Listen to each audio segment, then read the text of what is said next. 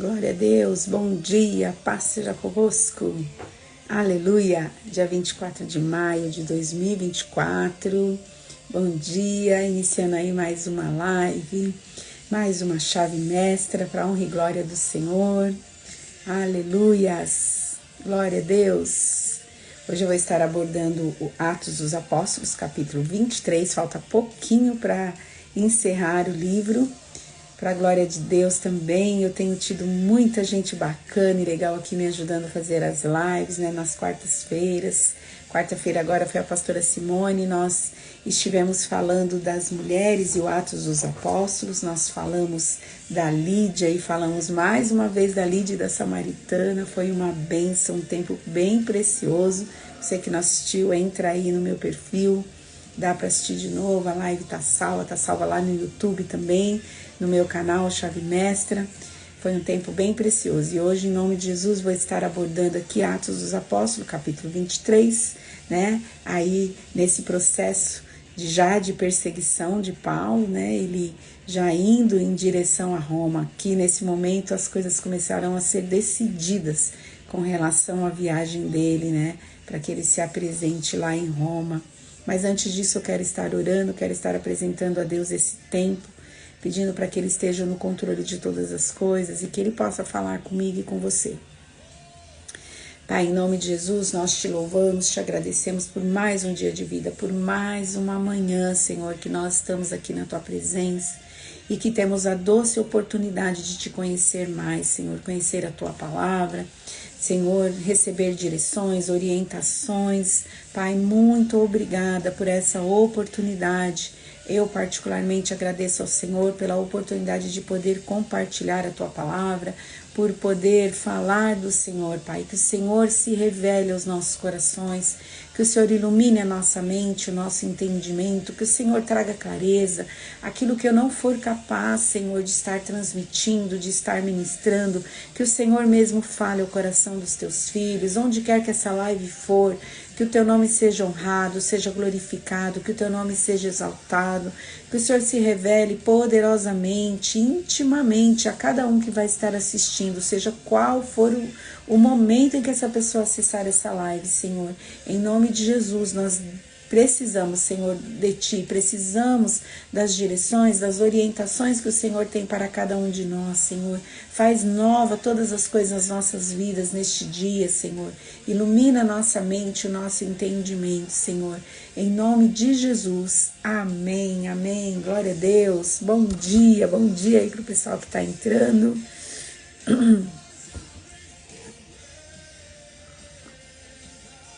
Vou estar iniciando aí, vou estar lendo Atos capítulo 23, do 1 ao 10, né?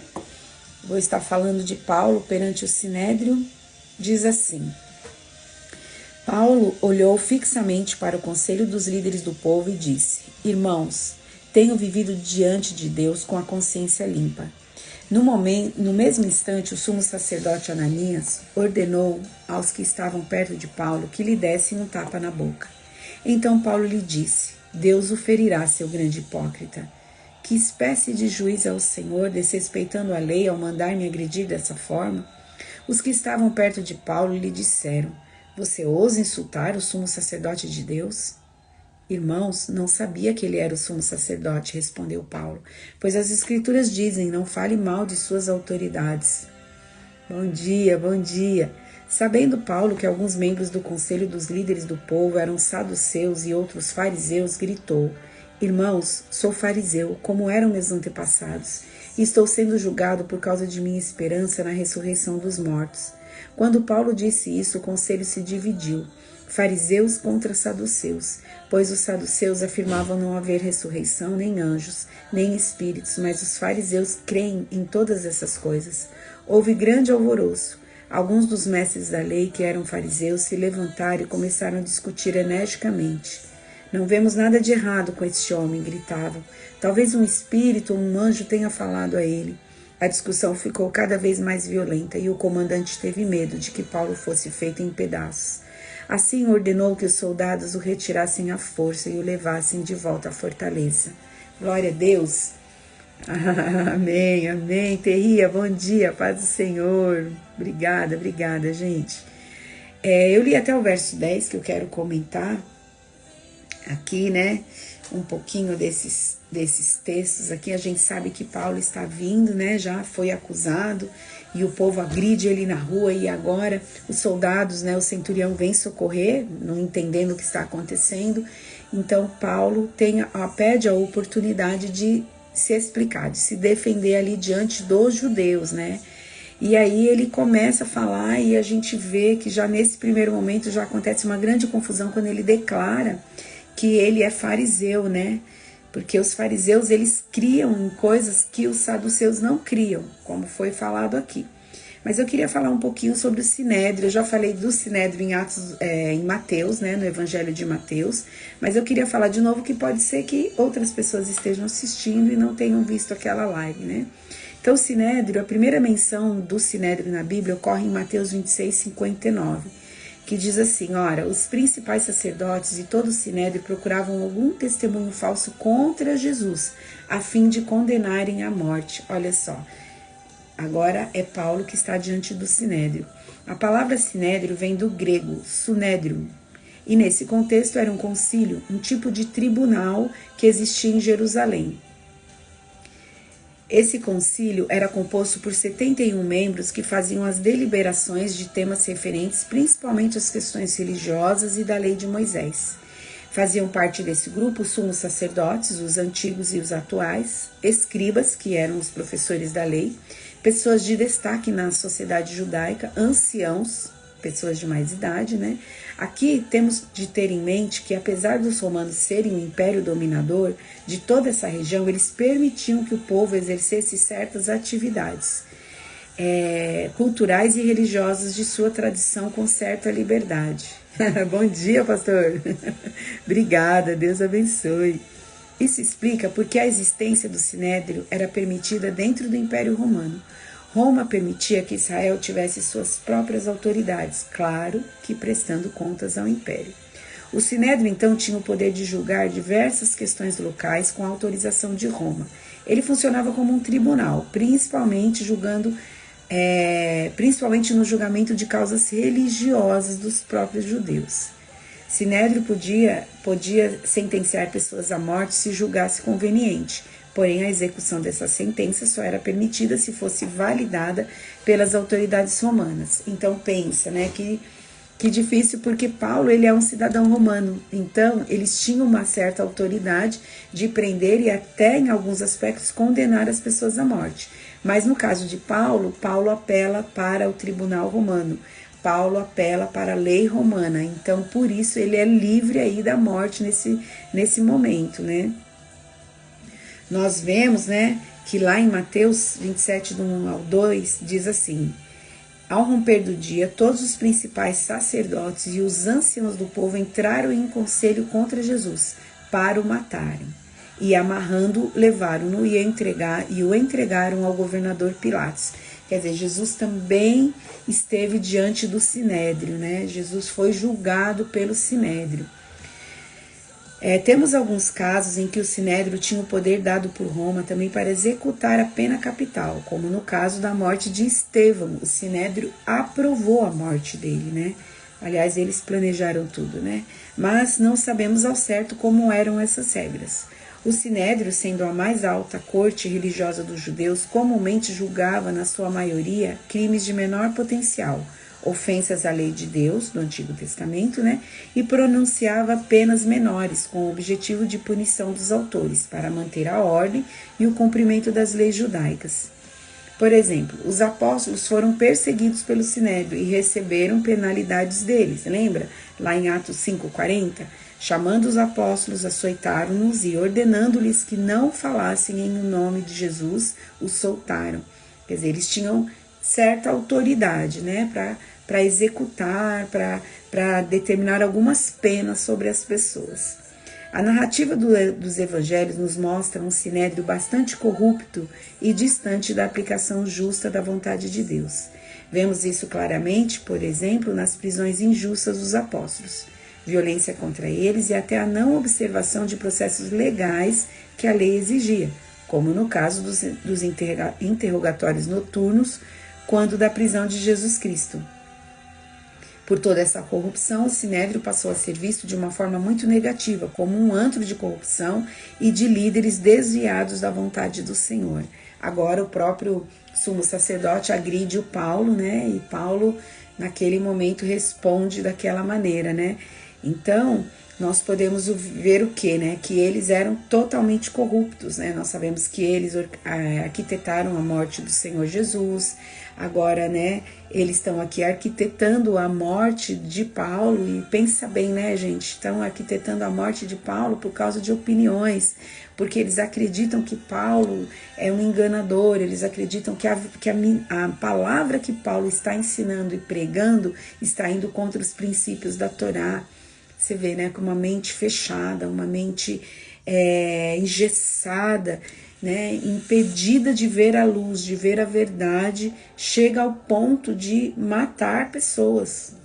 Temos o caso do Senhor Jesus, o caso de Estevão, né, e tantas outras pessoas. Então, você vê como essa posição que eles têm, essa autoridade que está sobre eles, ela perdeu a sua essência, porque realmente poderia ter sido totalmente direcionada por Deus, orientada por Jesus, pelo Espírito Santo, mas não era, porque a religiosidade impedia que eles enxergassem a verdade, que eles vissem a luz daquilo que Paulo estava ensinando, e inclusive quando Jesus esteve no meio deles, né?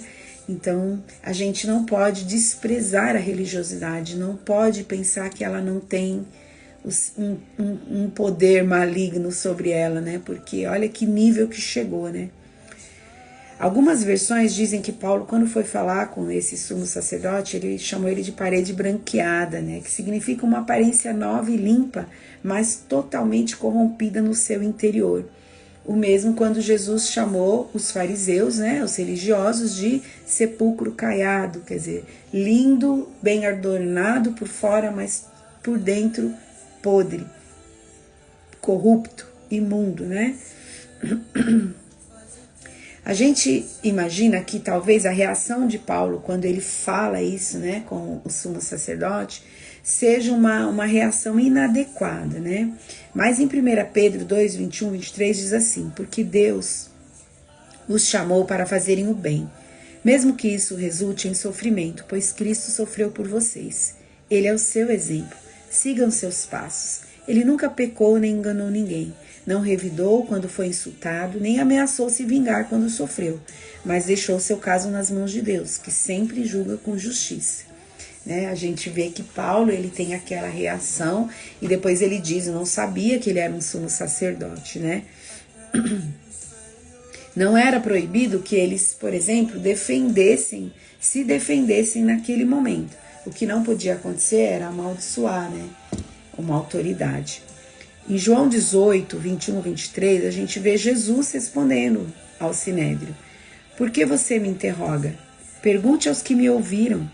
Eles sabem o que eu disse. Um dos guardas do templo que estava perto bateu no rosto de Jesus, dizendo: isso é maneira de responder ao sumo sacerdote?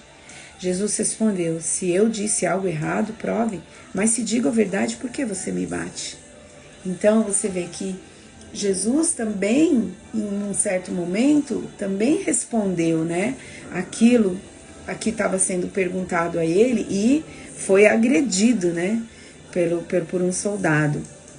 Interessante que a verdade que estava diante de todo o reino espiritual era que aquela corte, aquela autoridade espiritual representada pelo sacerdote que interrogava Paulo e também a que interrogou Jesus, estava reprovada diante de Deus.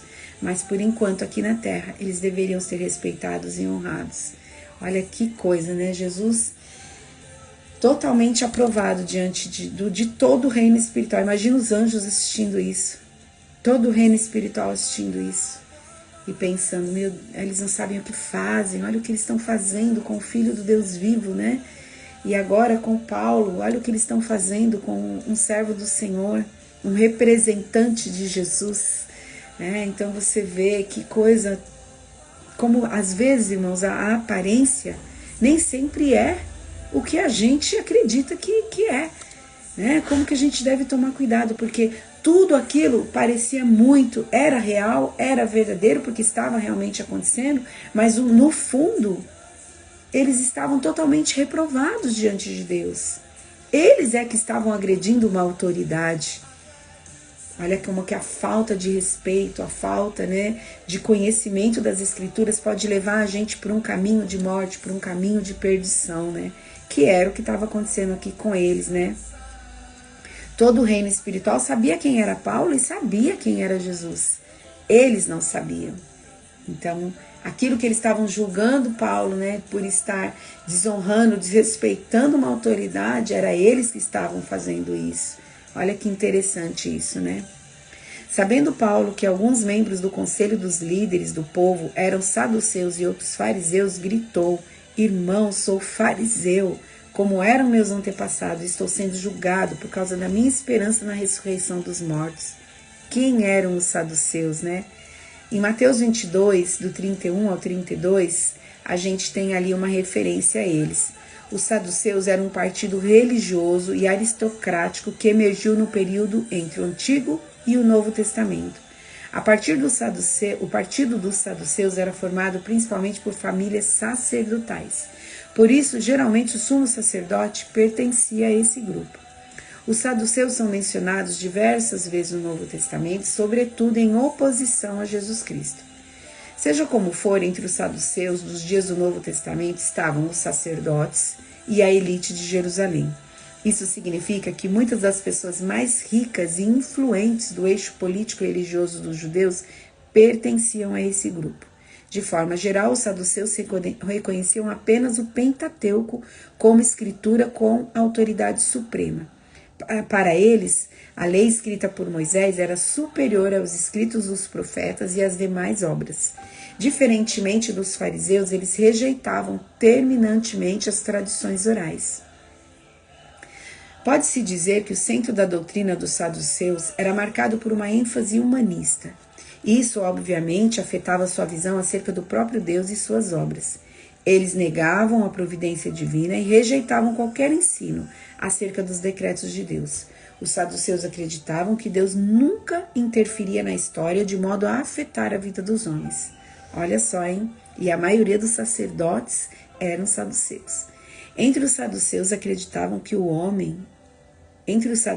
Então, os saduceus acreditavam que o homem tinha total livre-arbítrio e que tudo o que acontecia, bem ou mal, era o resultante do próprio curso da ação e autodeterminação humana. Ao contrário dos fariseus, os saduceus negavam a imortalidade da alma e, consequentemente, não acreditavam na ressurreição e no juízo final. Mateus 22, do 23 ao 32. Além disso, eles não aceitavam a existência de anjos e espíritos. Atos 23, que eu acabei de ler, do 6 ao 8. Eu li um comentário aqui do site Estilo Adoração, tá bom? É interessante que Jesus, quando eles querem pegar Jesus, né? Querem fazer uma pegadinha para Jesus, e contou aquela história da mulher que casou com sete irmãos, e na ressurreição de quem ela será a mulher, né? Jesus fala uma coisa, irmãos, que é importantíssima para nós, que nós deveríamos meditar nisso. Ele fala o que para esses homens? Ele fala assim: errais por não conhecer as Escrituras. Irmãos, está tudo aqui, está tudo dentro das Escrituras. Em alguns pontos nós temos uma revelação, em outros nós não temos. E nós não podemos criar uma doutrina em cima de uma coisa que que não está escrito nas Escrituras. Pensa bem, a maioria dos sacerdotes eram saduceus. E eles não criam no juízo final, não acreditavam na ressurreição. Jesus vem cumprindo tudo o que a lei falava e o que os profetas falavam. Porque tanto a lei e os profetas, eles se conectavam, eles se completavam. Então, olha que interessante, irmãos, a gente falar desse assunto, que era uma realidade nos dias de Paulo, nos dias de Jesus. Pensa na mentalidade das pessoas, como que elas estavam fora da verdade das Escrituras. Eles tinham a lei, eles tinham os escritos dos profetas, era suficiente para eles crerem em Jesus. Mas mesmo assim eles não creram, porque o endurecimento já estava no coração deles. Eles ficaram enredados, presos na religiosidade e por isso não conseguiram enxergar a verdade. Irmão, será que isso só aconteceu naqueles dias? Será que isso não pode acontecer conosco hoje? Será que nós não podemos estar presos à religiosidade? Impedidos de ver a verdade de Deus? Nós estamos falando de sacerdotes, pessoas que intercediam, deveriam interceder pelo povo, pessoas que ensinavam a palavra. Pensa bem quanta autoridade havia sobre esses homens. E eles se perderam no meio do caminho e não reconheciam coisas tão poderosas que Deus já tinha descrito na sua palavra, e agora Jesus vinha cumprindo, realizando aquilo que havia sido falado por Moisés e pelos profetas. Então nós precisamos que o Senhor constantemente lance luz na nossa mente, luz iluminando a nossa mente com a clareza do Evangelho, com as verdades reveladas do Evangelho. Nós precisamos conhecer mais a Deus, conhecer as Escrituras. Vamos lá, verso 11 de capítulo 23, o Senhor aparece a Paulo. Naquela noite o Senhor apareceu a Paulo e disse: tenha bom ânimo, Paulo. Assim como você testemunhou a meu respeito aqui em Jerusalém, deve fazê-lo também em Roma. Baseado em Atos 21, do 4 ao 12, entendemos que era a vontade de Jesus que Paulo fosse para Roma. Quero ler 21, do 4 ao 12. Tá aqui, facinho para mim. Diz assim, olha. Encontrando os discípulos dali, ficamos com eles 7 dias. Eles, pelo Espírito, recomendavam a Paulo que não fossem a Jerusalém. Mas, quando terminou o nosso tempo ali, partimos e continuamos nossa viagem. Todos os discípulos, com suas mulheres e filhos, nos acompanharam até fora da cidade. E ali na praia nos ajoelhamos e oramos. Depois de nos despedirmos, embarcamos. E eles voltaram para casa. Depois, lá no verso 10, depois de passarmos ali vários dias, desceu da Judéia um profeta chamado Ágabo, vindo ao nosso encontro. Tomou o cinto de Paulo, amarrando suas próprias mãos e pés, disse: assim diz o Espírito Santo. Dessa maneira, os judeus amarrarão o dono deste cinto em Jerusalém e o entregarão aos gentios. Quando ouvimos isso, nós e o povo dali rogamos a Paulo que não subisse para Jerusalém. Então Paulo respondeu: por que vocês estão chorando e partindo meu coração? Estou pronto não apenas para ser amarrado, mas também para morrer em Jerusalém pelo nome do Senhor Jesus. Então, olha só, nós entendemos claramente que era a vontade de Jesus que Paulo fosse para Roma. Mas Paulo está tão decidido, tão convicto daquilo que Deus tem para a vida dele, que ele não tem medo de nada, está pronto até morrer por Jesus. E o que ele faz? Ele vai para Jerusalém. E agora, nesse momento que ele já está preso, o Senhor se coloca do lado dele e diz: tenha bom ânimo, Paulo. Como você testemunhou a meu respeito em Jerusalém, deve fazê-lo também em Roma. Então, o Senhor está fazendo o quê? Incentivando Paulo a ir, a seguir em frente. Jesus está no controle. Jesus sempre esteve no controle, nunca perdeu o controle. Quais os caminhos Deus tem preparado para que cheguemos ao destino que Ele tem para nós? Quais os caminhos? Você consegue discernir? Quais os caminhos Deus tem preparado para que você chegue onde Ele quer? Talvez uma enfermidade, uma prisão na família, uma mãe que tem que sair de casa e vai visitar o seu filho na prisão. Qual o caminho que Deus tem colocado diante de você para que você chegue onde Ele quer que você chegue? Não é? O caminho de Paulo foi a prisão, foi a perseguição. É através dessa ferramenta que ele vai para Roma. Mas isso não abala a fé de Paulo, isso não impede que Paulo entenda o quanto ele é amado diante de Deus. Muitas vezes, diante das circunstâncias difíceis, nós não nos vemos amados, nós não entendemos que somos amados por Deus, nós achamos que Deus nos rejeitou, que Deus esqueceu de nós. Por que eu estou passando por isso? Por que estou vivendo isso? Ai, Deus não me ama, Deus não tem propósito comigo. Gente, é o contrário, é totalmente o contrário. Para Paulo, o caminho a ser percorrido é através da perseguição. Preso, ele vai ser levado a Roma. E você? Quais os caminhos Deus tem trilhado para que você chegue ao destino que Ele tem para você? Quais os caminhos? Talvez seja essa enfermidade, talvez seja, aí, como eu falei, talvez um desemprego, talvez uma crise no casamento. A Bíblia diz que tudo coopera para o bem daqueles que amam a Deus, para o bem daqueles que foram chamados pelo seu decreto. A verdade, irmãos, é que a aflição, ela nos alinha ao plano de Deus. Se nós permanecermos fiéis ao Senhor, a aflição, a luta, as tribulações, elas nos alinham ao plano e ao propósito de Deus. Então eu e você não podemos desprezar as aflições, não podemos desprezar as lutas, porque Deus está trabalhando através delas. E Naum, o Senhor fala o quê? Que Ele faz um caminho em meio à tempestade. Não existe lugar que Jesus não possa entrar. Não existe situação que Jesus não possa mudar. Não existe nada que Ele não possa fazer. E sabe o que é mais interessante, queridos? É que Paulo, lembra aquela palavra, eu terminei a live de sexta passada falando disso.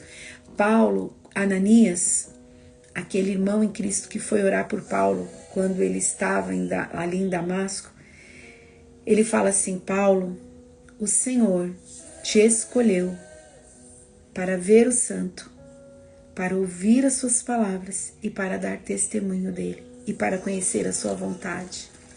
Paulo estava convicto acerca da vontade de Deus para a vida dele, ao ponto de não se abalar com as perseguições, com as provações, com as lutas, com as surras que ele tomou, com as agressões que ele tomou muitas vezes. Irmãos, sabe o que nos falta? Conhecer qual é a vontade de Deus para a nossa vida. Qual é a vontade de Deus para a sua vida? Quais são os planos que Ele tem para você? Então não se assombre, se você conhece a vontade de Deus para a sua vida, não se assombre com as perseguições, não se assombre com as tribulações, com as guerras, porque Deus está no controle. E tudo isso, irmãos, por mais difícil que pareça ser, está cooperando para o teu bem. Está cooperando para que você chegue onde Deus quer que você chegue. Eu quero ler do 12 ao 25. Na manhã seguinte, alguns judeus se juntaram para conspirar, jurando solenemente que não comeriam nem beberiam antes de matar Paulo. A conspiração envolveu mais de 40 homens. Foram aos principais sacerdotes e aos líderes do povo e lhes disseram: juramos solenemente, sob pena de castigo divino, que não comeremos, nem beberemos antes de matar Paulo. Agora peçam vocês e o conselho dos líderes do povo que o comandante traga Paulo de volta ao conselho. Finjam que os seus senhores desejam examinar o caso com mais detalhe. Nós o mataremos no caminho. Contudo, o sobrinho de Paulo, filho de sua irmã, soube do plano deles e foi à fortaleza contar a seu tio. Então Paulo mandou chamar um dos oficiais romanos e disse: leve este rapaz ao comandante, ele tem algo importante para lhe contar. O oficial o levou ao comandante e explicou: o preso Paulo me chamou e pediu que eu trouxesse ao senhor este rapaz, pois ele tem algo a lhe contar. O comandante tomou o rapaz pela mão e o levou à parte. O que você quer me dizer? Perguntou. O sobrinho de Paulo respondeu: alguns judeus pediram que o senhor apresente Paulo diante da reunião do conselho amanhã, fingindo que desejam obter mais informações. Não acredite neles. Há mais de 40 homens emboscados para matar Paulo. Juraram solenemente, sob pena de castigo divino, que não comeriam nem beberiam antes de matá-lo. Estão de prontidão, apenas esperando sua permissão. O comandante despediu o rapaz e o advertiu: não deixe ninguém saber que você me contou isso. Então o comandante chamou 2 dos seus oficiais e ordenou: preparem 200 soldados para partir a Cesareia hoje às 9 da noite. Levem também 200 lanceiros e 70 soldados a cavalo. Olha que escolta que Jesus preparou para o Paulo, hein? Não precisava temer nada.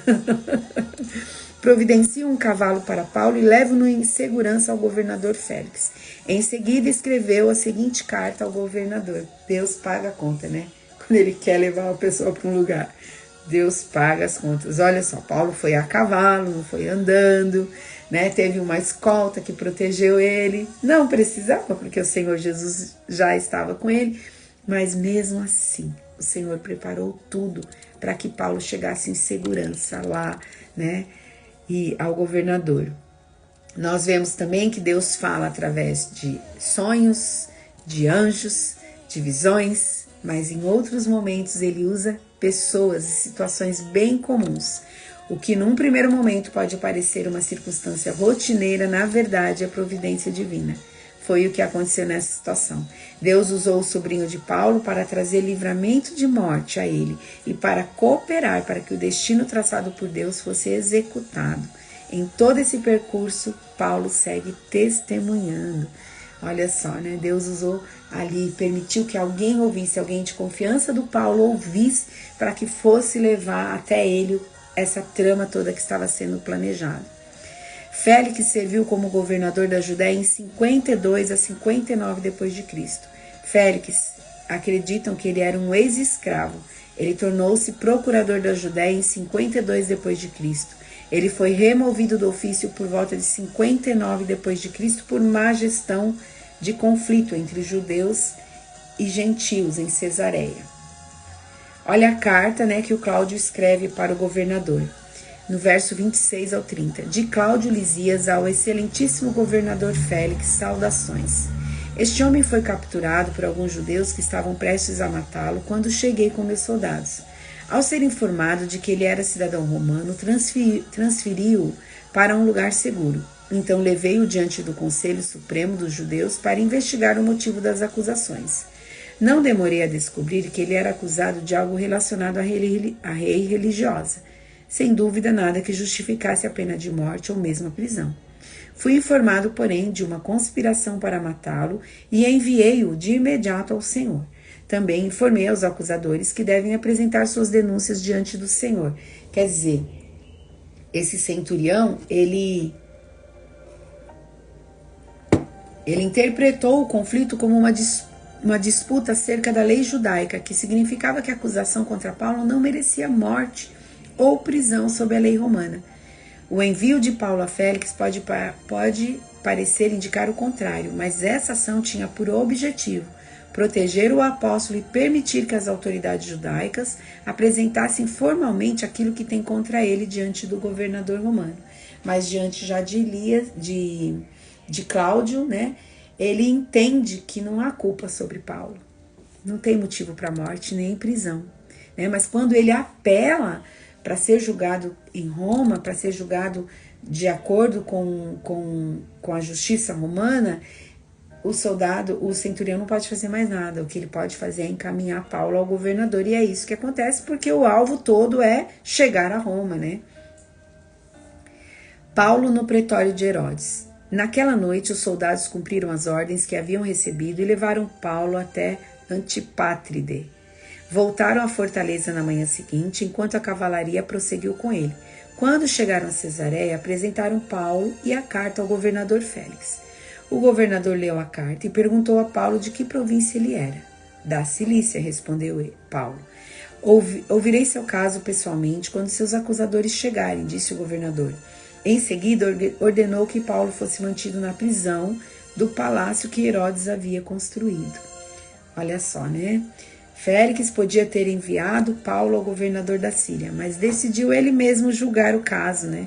Talvez porque compreendesse quão inconsistente era a evidência contra o apóstolo e desejasse resolver o caso o mais rápido possível, porque ele achou que era uma coisa pequena, que não era tão importante, então ele mesmo resolveu julgar, né? Paulo foi mantido sob custódia no pretório do procurador, construído originalmente por Herodes o Grande, quer dizer, a casa de Herodes, né? E Paulo foi mantido ali até que os acusadores dele chegassem para que ele fosse julgado ali. Queridos, em tudo isso nós podemos ver, né? Eu quero voltar a falar da importância de você entender qual é a vontade de Deus. Paulo não estaria conduzindo a vida dele de maneira tão tão tranquila, tão segura, se ele não tivesse convicção daquilo que Deus tinha para a vida dele. E isso faz toda a diferença na minha vida, na sua vida. Entendermos quem nós somos, entendermos qual é a vontade de Deus para nós, para o que Deus nos chamou. Eu estou no meio de uma prova, de uma tribulação, de uma luta. Por quê? Porque Deus tem algo grande lá na frente, Deus tem algo maior. Por que tanta perseguição? Por que tanta guerra? Ninguém joga pedra em árvore que não dá fruto. Se tem perseguição, se tem guerra, é porque Deus tem algo muito grande, o mundo espiritual está se movendo, coisas estão acontecendo e Deus está trabalhando. Você vê que isso, conhecer a vontade de Deus, foi algo tão fundamental para manter Paulo em paz e seguro de até onde ele devia ir, o que ele deveria fazer. Ele sabia que tinha que testemunhar, onde quer que ele fosse, ele tinha que testemunhar. Eu tenho aprendido, irmãos, quando eu percebo que parece que eu não saio daquela situação, daquela guerra, daquela luta, o que eu percebo? Eu estou deixando de fazer alguma coisa. Porque se eu estiver fazendo o que Jesus quer que eu faça nesse momento, nessa situação, essa lição vai acabar mais rápido e eu vou poder experimentar outras coisas. Muitas vezes é um processo de enfermidade, tá tendo que ir no hospital. Puxa, já fui 2, 3 vezes na semana. Queridos, o que Deus quer que você aprenda com essa lição? Aproveita a oportunidade, mesmo ali, testemunha, fala do amor de Deus, fala da grandeza do Senhor. Então estamos tendo que ir lá num presídio visitar um parente, um familiar amado. Aproveita a situação, querido, sabe? Aproveita, fale de Jesus, fale do amor de Deus. Assim é esse processo, você concluir tudo que Deus tem a fazer naquele lugar. Esse processo vai terminar mais rápido, você vai estar liberado para viver outras coisas. Então não perca as oportunidades, porque Jesus está no controle de tudo. Jesus é o dono da minha vida, Jesus é o dono da sua vida, da sua história. E nada vai sair do controle dele, porque ele cuida de nós, ele preza por aquilo que ele prometeu a nós. Então aproveite a oportunidade. A gente vai ver, daqui para frente, todos os momentos Paulo está testemunhando, Paulo está falando de quem é Jesus, do Deus que ele serve, ele está demonstrando isso com palavras, com o poder de Deus, sabe? Então, passe a enxergar as coisas com uma outra ótica. Passe a enxergar as circunstâncias que você tem vivido no dia a dia com a ótica de Jesus. Isso vai fazer a diferença. Você não vai ficar tão sobrecarregado, você não vai ficar amargurado, nem amargurada. Sabe por quê? Porque você sabe que Deus está no controle, que Deus está cuidando de tudo. Alguém me feriu, os judeus me feriram, me bateram, e me levaram à prisão, mas Paulo não ficou preso nisso, irmãos. Ele ainda desejava que os judeus fossem salvos. Com certeza o coração de Paulo foi limpo, o tempo todo limpo, porque ele tinha convicção de quem ele era e do que ele tinha que fazer, do que Jesus incumbiu ele para fazer. E não importava qual era o caminho que Deus ia fazer ele trilhar, ele se manteve fiel, leal àquilo que Deus falou a ele. E é isso que eu e você precisamos fazer, nos manter leais àquilo que Deus falou conosco. Limpar as nossas vidas, nosso coração, sabe? Tirar toda a amargura, toda a tristeza, todo o ressentimento. Porque a partir do momento que eu fico amargurada, que eu fico ressentida com alguém, Deus não pode me usar mais. Nada que eu fizer vai dar um fruto que glorifique o nome de Jesus. Porque a amargura, ela é expressa nas nossas palavras, ela contamina os outros. E você vê Paulo vivendo tudo isso, você não vê palavras amarguradas dele. Você vê ele convicto daquilo que Deus tem para a vida dele. Então, queridos, nós temos um modelo aqui nas Escrituras de como nós devemos agir, de como nós devemos lidar com as circunstâncias difíceis, com as lutas, com as perseguições. Se arrepende. Volta a ser quem você era. Ou melhor, venha a ser melhor do que você era. Muito mais leal a Jesus. Com o coração limpo, com o coração disposto a servir a Jesus. Sabe, queridos, eu percebo que quando a gente se fere e fica amargurado com as perseguições, com as lutas, com as pessoas, nós deixamos de amar a Deus como no primeiro amor. E sabe o que acontece? Nós estamos perdendo o foco, perdendo o alvo. Volte ao primeiro amor. Volte às Escrituras, aquilo que elas dizem. Né? Deus não rejeita um coração quebrantado e contrito. Quem vai ver o Senhor? Aqueles que são limpos de coração. Esse é o caminho. Larga tudo nos pés de Jesus. Libera, perdoa as pessoas e continua seguindo em frente. Porque é isso que vai te trazer alegria e vai fazer com que o Senhor te abençoe na sua caminhada. A Marcinha escreveu: nenhum atleta recebe a medalha de primeiro lugar sem passar pelo percurso da corrida, passar os obstáculos e as dificuldades. É verdade, Márcia. Ninguém recebe a coroa se não competir corretamente, se não competir adequadamente conforme as leis. Então ninguém aqui, nenhum de nós vamos receber a coroa da vida se nós não militarmos, se nós não lutarmos e não agirmos de acordo com o que as Escrituras dizem. Não é? Então não adianta, não tem outro caminho. Vamos fazer como Paulo. Paulo, diante de tudo isso, vem sendo injustiçado, sendo perseguido, não permitiu que isso entrasse no coração dele, amargurando ele. Mas pelo contrário, ele olhava para o alvo, para o foco que é Jesus Cristo e seguiu em frente, irmãos. E nós conhecemos o final da história, nós sabemos que Paulo, ele terminou a carreira, combateu o bom combate, ele fez tudo o que podia fazer. E assim deve ser o final da nossa carreira. Assim nós devemos terminar a carreira que está proposta a nós, combatendo o bom combate, aprovados, para receber aquilo que Deus tem para nós. Queridos, eu quero encerrar. Quero agradecer a Deus pela sua vida que entrou, A paz do Senhor, Celina querida, que saudade. A paz do Senhor a todos vocês. Quero orar por vocês e vou estar encerrando a nossa live. Hoje tem reunião de oração lá na Ramá, tem Royal Kids. Domingo nós temos batismo nas águas. Olha que bênção, gente, que bênção. Sábado também tem algumas atividades lá na Ramá, tem uma saída aí com o pessoal do Saicas. Temos muitas atividades aí. O pessoal do Saicas vai visitar um hotel social lá no centro de São Paulo. Então eu creio que é um final de semana bem agitado para nós, Mas se você não tem igreja e quiser fazer uma visita para nós, a nossa igreja fica aqui na Vila Rica, Rua José Marques Leal, número 103. O nosso culto é às 10 horas da manhã no domingo. Você vai encontrar a gente aí nas redes sociais também. Se precisar de alguma informação, me manda aí no direct e eu respondo, tá bom? Pai, em nome de Jesus, eu te louvo e te agradeço por esta manhã, por mais um dia de vida, Senhor. Muito obrigada. Obrigada pela vida dos meus irmãos que estão aqui assistindo a live comigo, que comentaram, Senhor, que mandaram coraçõezinhos. Tudo isso, Senhor, faz a live ficar mais quente, mais alegre, Senhor.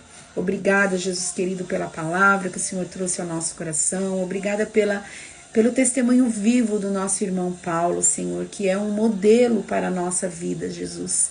Nos ajuda nessa caminhada, Senhor. Nos ajuda a identificar as áreas que possa ter acontecido de nós termos ficado ali paralisados, impedidos de prosseguir, Senhor. Talvez com o nosso coração contaminado, amargurado, ressentido por causa das perseguições, por causa das guerras, das lutas. Senhor, perdoa os nossos pecados, perdoa se nós nos perdemos, Senhor, nessa caminhada e o nosso coração ficou dessa maneira. Que o Senhor venha limpar o nosso coração, lavando o nosso coração com as águas da vida, lavando o nosso coração com o sangue de Jesus, tirando toda a impureza, arrancando toda a raiz de amargura, Senhor. Pai, nós queremos voltar ao primeiro amor, queremos voltar ao foco e seguir em frente. Queremos dia após dia conhecer a sua vontade, te ver, te ouvir e te obedecer, Senhor. Nos ajuda nesse processo. Pai, em nome de Jesus, eu coloco diante de Ti os meus irmãos e peço que o Senhor mesmo, se revele a essa pessoa, que o Senhor se faça presente ali onde essa pessoa está agora e que o Senhor tire essa pessoa desse lugar de paralisação, que o Senhor arranque ela deste lugar de paralisação, talvez por causa das guerras, das perseguições, das afrontas, das humilhações, Senhor. Essa pessoa ficou tão ressentida, tão amargurada, Senhor, e hoje não consegue mais seguir em frente, não consegue mais identificar a tua vontade para a vida dela. Pai, em nome de Jesus, que os teus anjos possam ir ali onde essa pessoa está, arrancando essa pessoa desse lugar, Pai, e trazendo ela para fora. Que o Senhor ajude ela nesse processo de limpeza, que ela limpe o coração dela diante da tua presença e o Senhor possa fazer nova todas as coisas na vida dessa pessoa, que ela volte para o alvo, que ela volte para o foco, Senhor, e o teu nome seja glorificado na vida dela, em nome de Jesus, Senhor. Muito obrigada, Jesus, obrigada por este dia, louvado seja o teu nome eternamente, Senhor. Tu és o mais lindo, tu és o mais maravilhoso, tu és o mais querido, o mais desejado, o mais amado das nossas vidas, Jesus. Muito obrigada, Senhor. Amém. Amém. Eu começo a glorificar Jesus e eu fico emocionada, porque Jesus é lindo mesmo, Jesus é maravilhoso. Não há outro além do nosso Deus. Queridos, Deus abençoe, bom dia para vocês. Um final de semana abençoado para cada um de nós, em nome de Jesus. E obrigada aí pelos cumprimentos. Obrigada, gente. Paz do Senhor.